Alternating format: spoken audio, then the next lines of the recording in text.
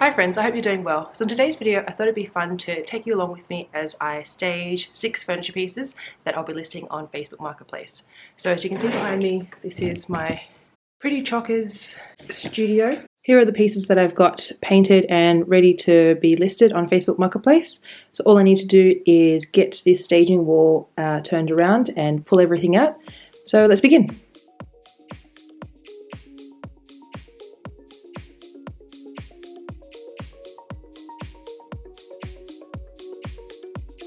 First thing is just swiveling around my movable storage wall, and then because this is a rental, I tend to paint on a vinyl flooring, and then when I'm staging I put my cleaner, newer vinyl flooring just above that, and that way it's nice and clean and just looks really professional.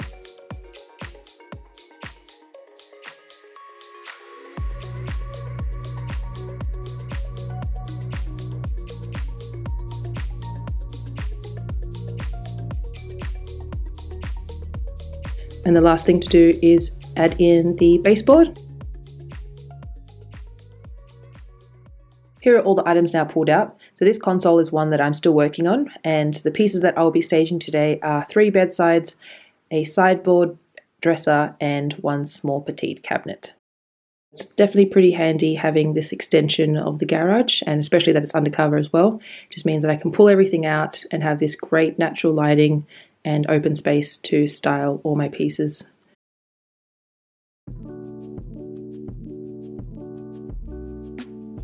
Here is flip number 1, a coastal refinish bedside set that I painted in a lovely custom soft blue and finished with my marble hardware called Aries.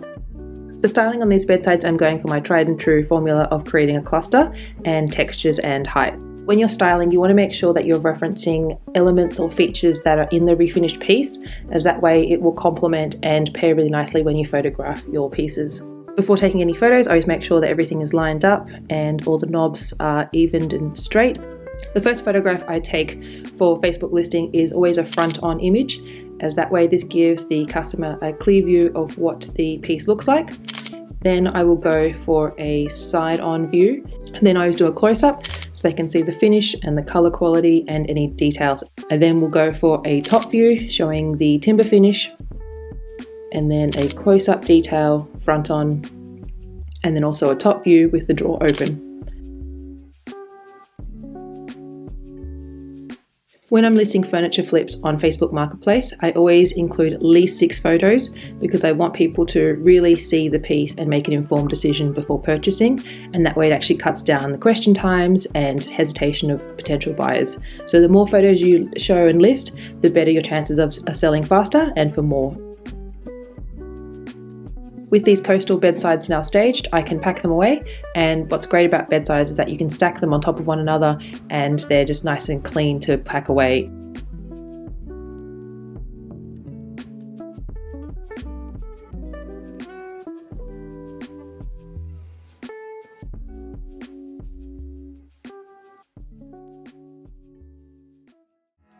Here is flip number 2, a gorgeous modernized dresser painted in Melange restoration bronze and paired with my gorgeous glass textured knobs called Calypso.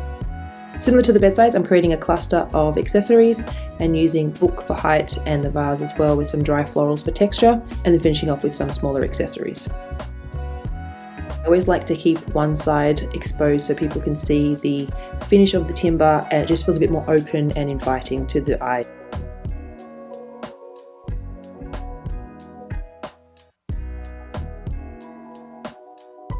Here we have flip number 3, a gorgeous cute little telephone cabinet that was actually originally from my grandmother's home. So I sanded down the top and exposed this gorgeous oak timber and painted it in a deep custom black chalk paint, and then finished it with black wax.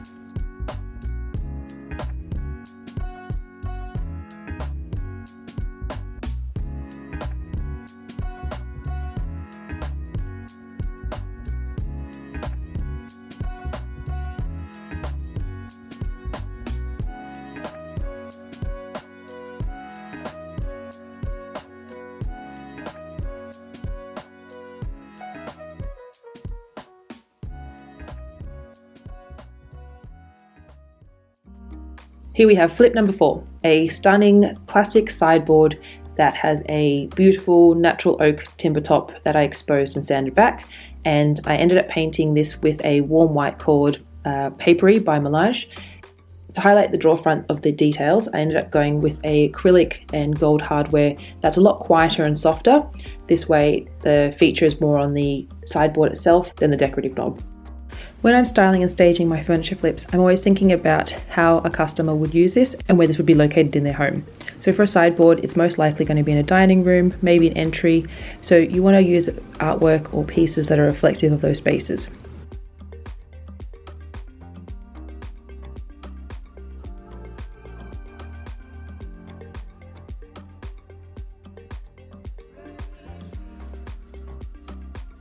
A tip when photographing furniture is not to be standing up and holding down your phone, as you're going to get a strange kind of angle front-on image of your furniture piece. I'd always recommend squatting or kneeling down to get a front-on direct view. That way this gives a clearer angle and scale of the piece. When I finish working on a refinished piece, I always make sure to cover it with a bed sheet or cloth. This way I'm protecting it from dust and any sort of dirt or grime that might come through when I'm painting my other pieces. And sometimes I can actually stack on other items such as bedsides as well.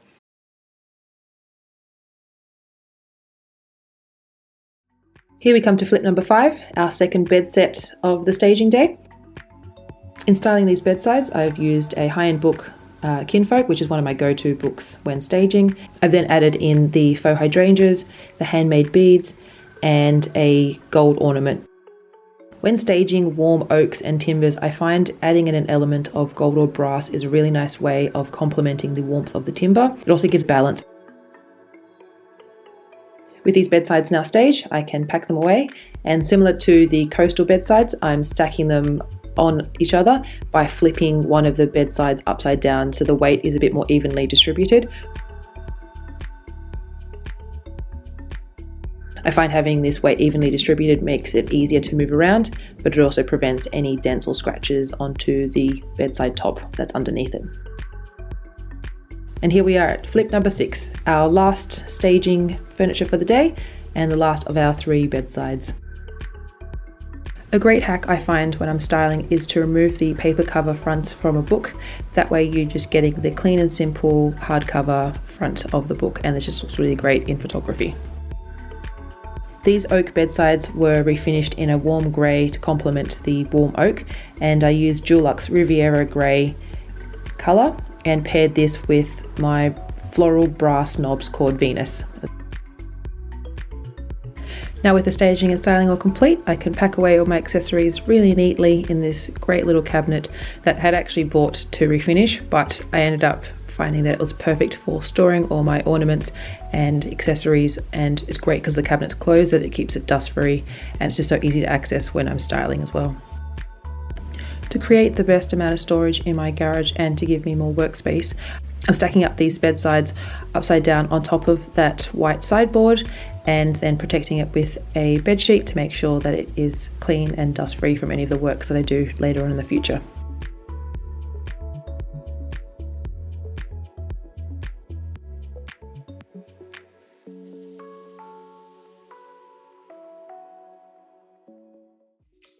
Now with the staging all complete, we can pack away the studio. What I love most about this studio and workshop is how easy this studio wall is to pack up and put away.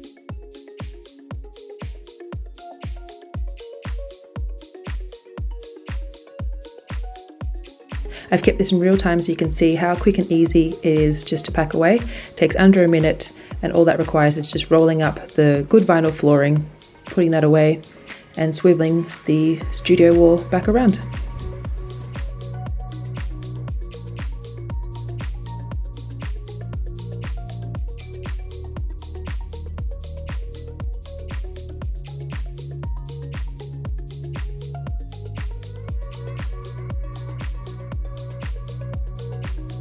And then it's just a game of Tetris of putting all the furniture back in and still having access to the paints and different things that I need inside my studio.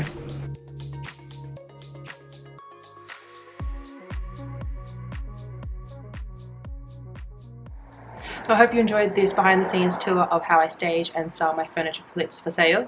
So all of these 6 flips to stage and style took about an hour and a half all up. So that's taking the photos. I'll do the measuring later on today because I just like to break up the day so I'm not so overwhelmed with all the details of what I need to do. But yeah, that's all it takes, and sometimes I find it's a lot easier to stage things in one go than just one by one as I finish them. But that often changes depending on what I'm working on and what I've got going on during the week with other projects as well. So I hope you enjoyed this video and enjoyed seeing what it takes to stage and style furniture makeovers. Make sure you're subscribed so you can be notified for my next video, as I'll be showing you how I transformed my garage space into this incredible studio space that you saw today. So thanks for watching and see you next time.